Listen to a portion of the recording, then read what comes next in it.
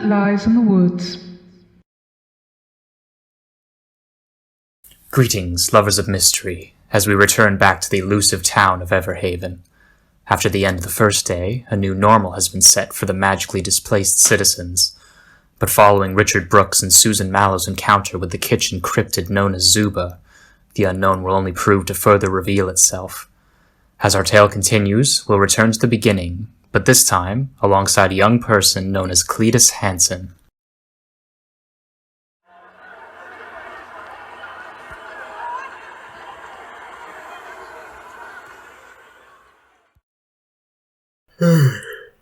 Huh? Oh man, did I sleep in again? That's fine, it's only... Did I change my covers? Man, these are cozy. Oh, what? What the heck? This isn't my apartment. Did I get... Wait, no, that's not it. I definitely remember getting kidnapped. But not if I was sleeping. Nah, I'd probably be tied up in a musty, gross basement. Did I... Hello? Our friend gets out of their new bed, as they begin to push closer to discovering the situation.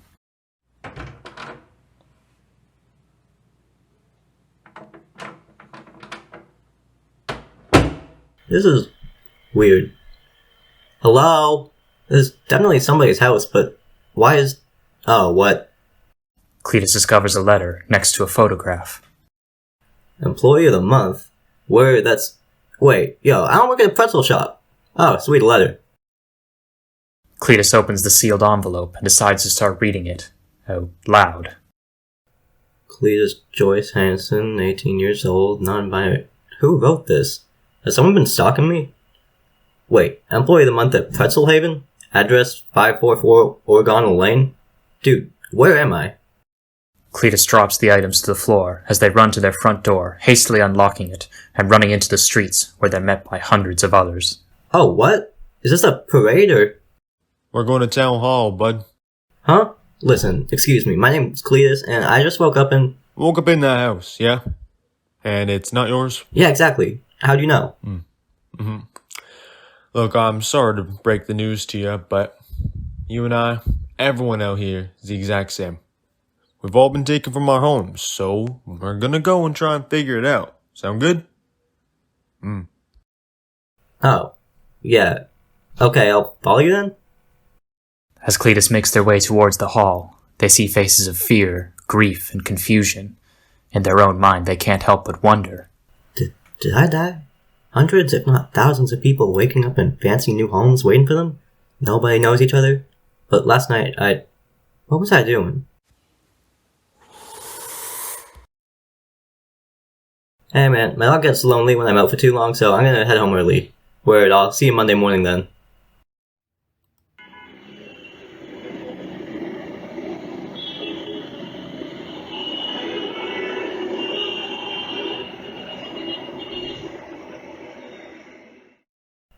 Crap, I swear I didn't have that much to...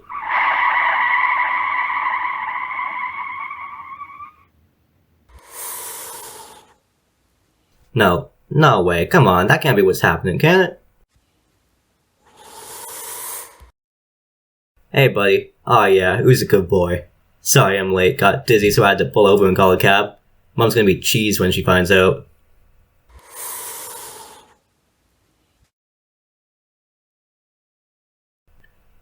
Jeez, thank God that part came back to me. So, almost definitely not dead. Hey kid, you, thinking out loud? Oh, sorry. As Cletus enters the outskirts of the square, they attempt to try and compose themselves among the crowd of emotionally distressed people. Suddenly, a man climbs on top of the fountain and begins to speak, saying, Everyone, please settle down and listen. My name is Rick, and just like all of you, I woke up in this town, in a bed that's not mine, next to a woman who I've never met. I have no idea what's going on, or... But I gather you've heard all that before. Hey, who asked you? Doesn't matter, the man's trying to help. Remind me when I asked. Somebody woke up on the wrong bed, I guess. The aggravated civilian walks away as another man steps up onto the fountain.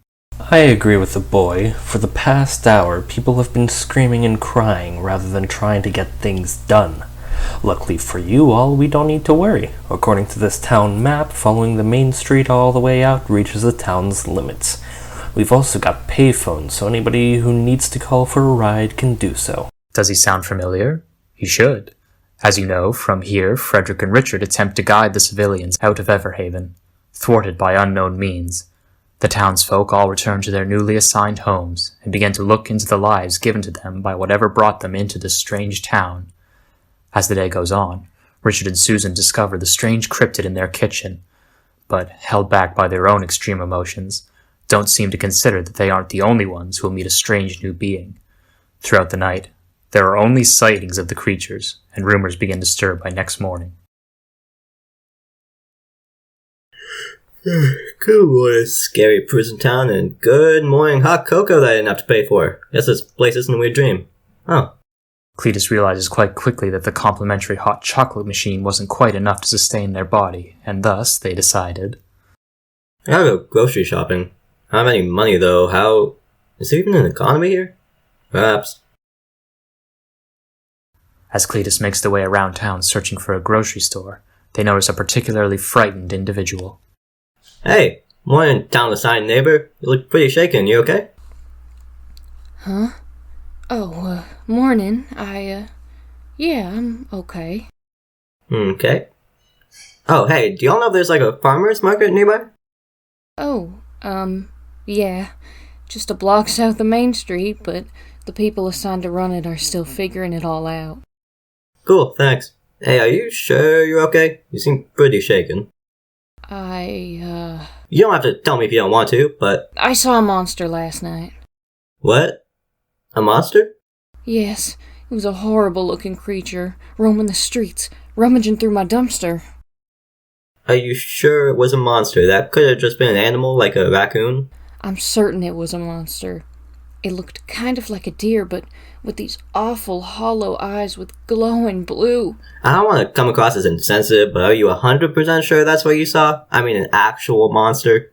2 days ago, every single one of us was living a normal life. Now we're trapped in some freaky ghost town.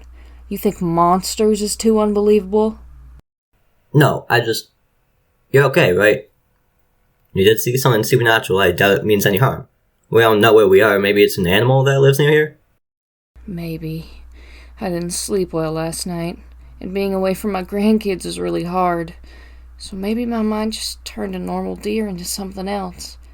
I shouldn't be going around saying stuff like this. It'll cause a... panic! All morning people have been whispering about seeing creatures. I don't like being trapped here, but at least being stuck in a nice home around good people wasn't hurting me. These creatures could be violent. I don't want some scary monsters in my town. Agreed. Thanks to this town's puppet master, I'm now raising a 7-year-old. It's only been a day and damn, it's hard. I don't need to be worrying about... What'd you say you saw, Lawrence? A spider squid. It has 8 tentacles. Actually, that's normal for a squid. And a spider. Oh. Yeah, but it was crawling around on my ceiling. That's disgusting. As the discussion continues, our friend Cletus passes by and overhears the crowd's conversation rapidly escalate. Listen, you heard Louisa. If we're gonna be stuck here, us adults have to make sure it's gonna be safe. Maybe we should talk to some others, like that Fred guy from yesterday. Set up a neighborhood watch program and scare off whatever horrors come out of the woods.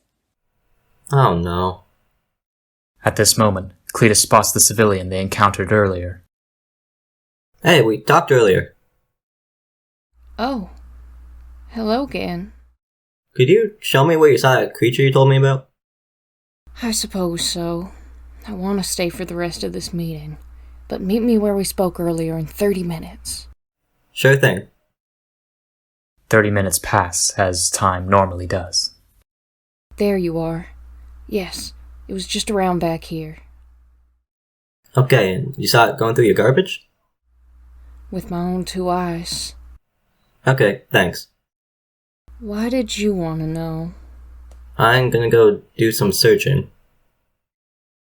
Cletus investigates the dumpster, not noticing anything particularly supernatural other than a vague trail of decomposing apple cores and other discarded objects. Cletus decides to follow what seems to be a trail of trash as it leads outwards into the Everhaven woods. This just seems like a normal trail of garbage, but animals don't leave such clear paths made up of different pieces of trash. Oh no, am I falling for the world's stupidest trap right now? Cletus looks up quickly, expecting to see some homemade creature trap, but to their surprise, it's a deer, fitting the description the old woman provided. Whoa, the deer. The deer's haunting eyes lock with Cletus's. As it bows its head and begins to walk into the forest, Cletus looks back and then towards their animal guide. They choose to follow. Hey, Mr. Deer? You're not a normal deer, are you?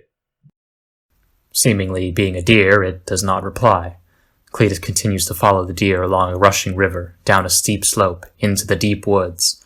Large mushrooms were sprouting seemingly as Cletus passes by, and the mystical feeling of the forest became heavily apparent.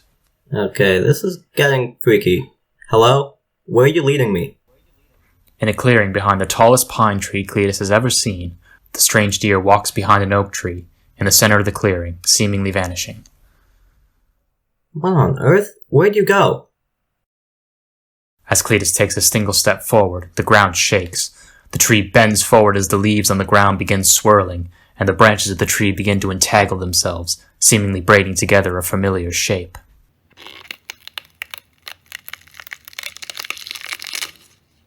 What is happening?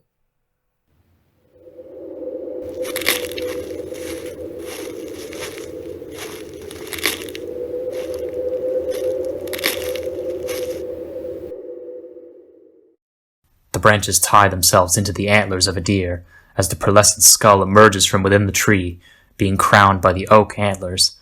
The eye sockets burst with a cyan glow as they lock with Cletus's. Hello, Cletus. May my true form not disturb you, At this moment, Cletus feels a horrid fear and a mortifying warmth. It appears they've soiled their pants. No.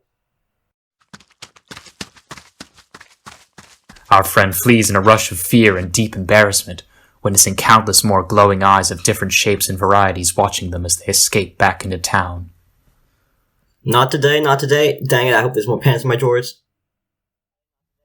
Several hours later, donning newer and cleaner pants, Cletus stares at the woods from their window. I'm not gonna... Am I? I'm gonna get eaten by a tree deer. Oh, I know. Cletus finds themselves back at the entrance to the woods, waiting patiently to see if perhaps the creature they encountered will come back out. You've returned. Jesus, how do you do that?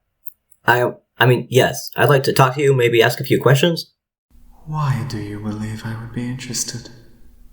Well, you did lead me into the forest earlier. I thought maybe there was a reason. I believed I could trust you, but you fled upon seeing my face. Sorry. That's kind of rude in hindsight.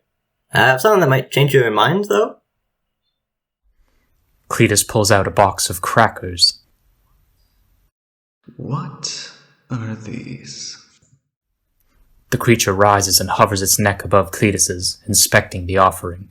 The creature consumes the entire box to Cletus's mild horror. Delectable. I accept. Please, follow me once more. Okay. It ate the box. Our unlikely companions return to the center of the Everhaven woodlands, as the creature once again assumes its purest form, standing at 10 feet tall, clothed with brushes, vines, and exotic robes.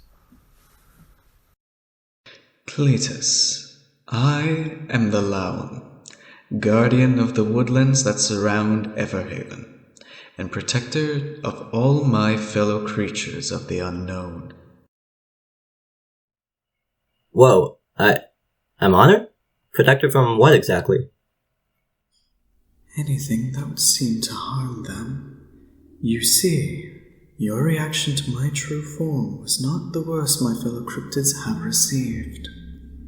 Humans, such as yourself, have attempted to venture into our territory many times, after spotting some of my own venturing too far out. Wait, you can leave Everhaven? Through the woods?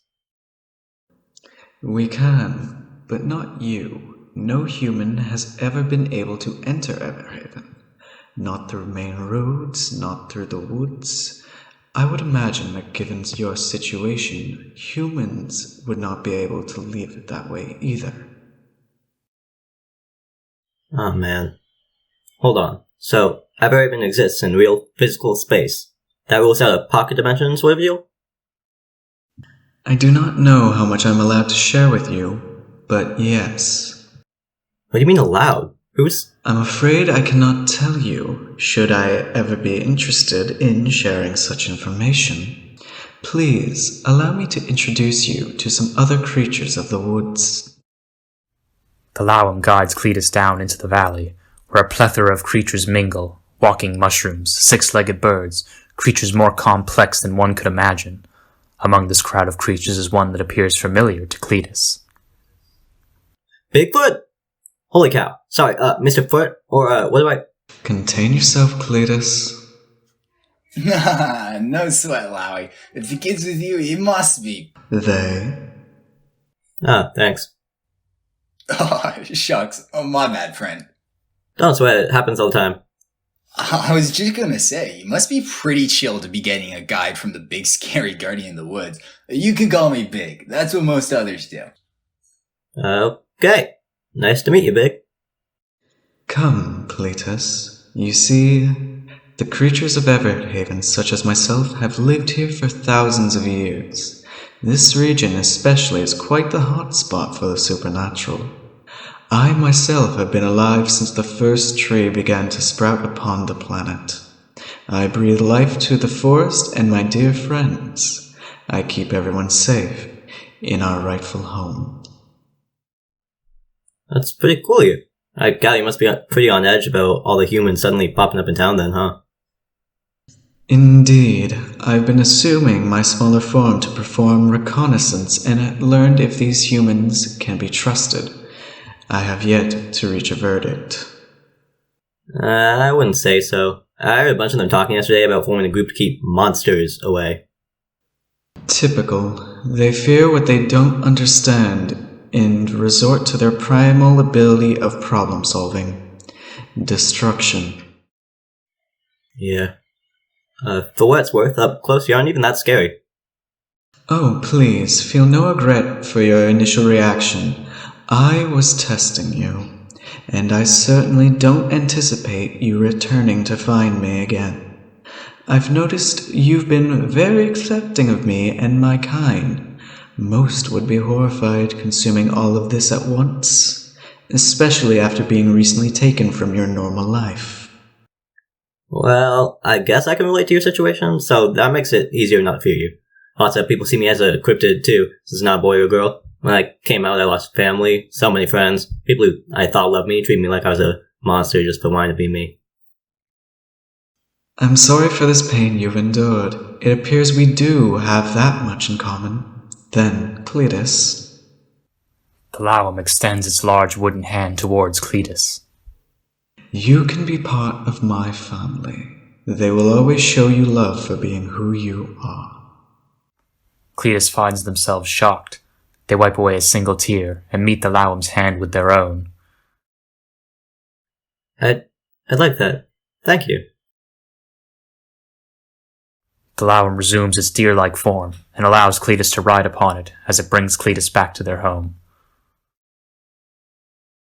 Thanks for the ride and for talking with me, but before I head inside, there was one more thing. What is it? I'd like to see if I can maybe open some of my people's eyes, and I have an idea. Could you do me a favor?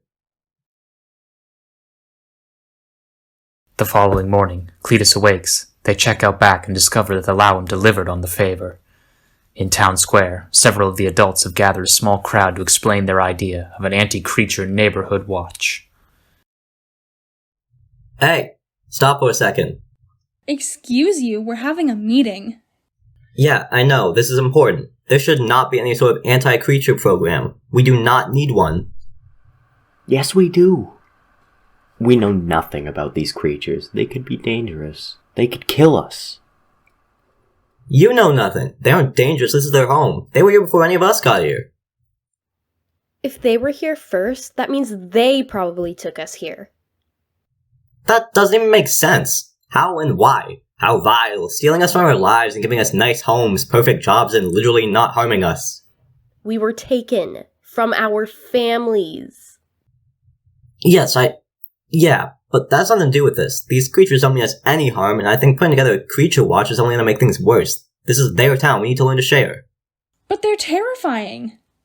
No, they aren't. The issue you all have is ignorance. You took one look at something weird, panicked, and decided we should kick them to the curbs to keep ourselves safe. These creatures are peaceful, and I can prove it. Come on up, Big. Hey, peeps, what's up? Name's Bigfoot, but most of my homies call me Big. What the hell? You brought this thing here? I brought him here, yes. While you all spread conspiracies and rumors, I went and got to know the creatures of Everhaven. I'm saying this now. No creatures are to be harmed. They are our friends. We need to learn to live with them.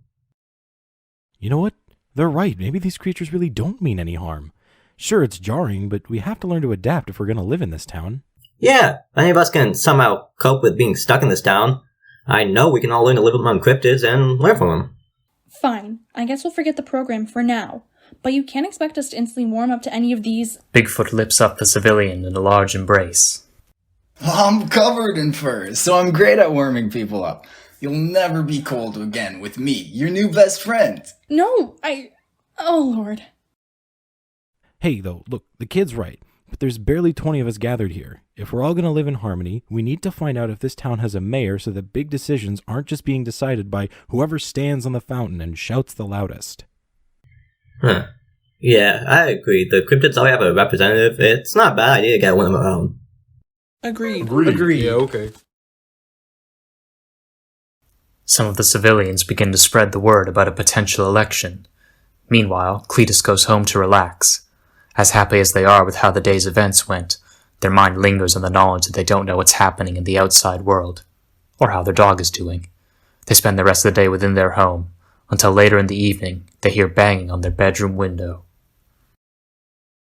Wow. Hi, did Bigfoot tell you? Of course he did.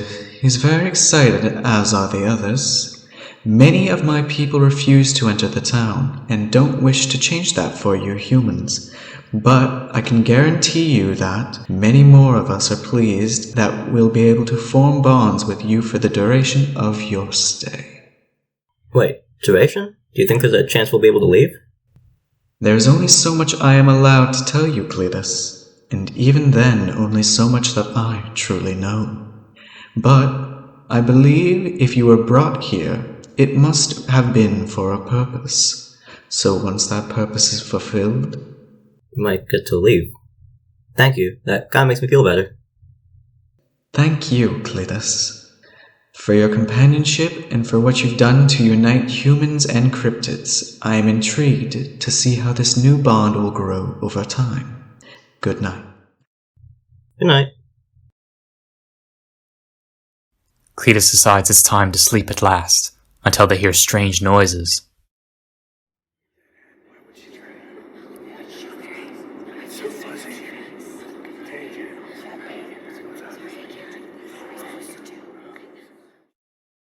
They look outside, but see nothing. Before, this might have kept them up, but with all they've learned, they remain unbothered and return to sleep.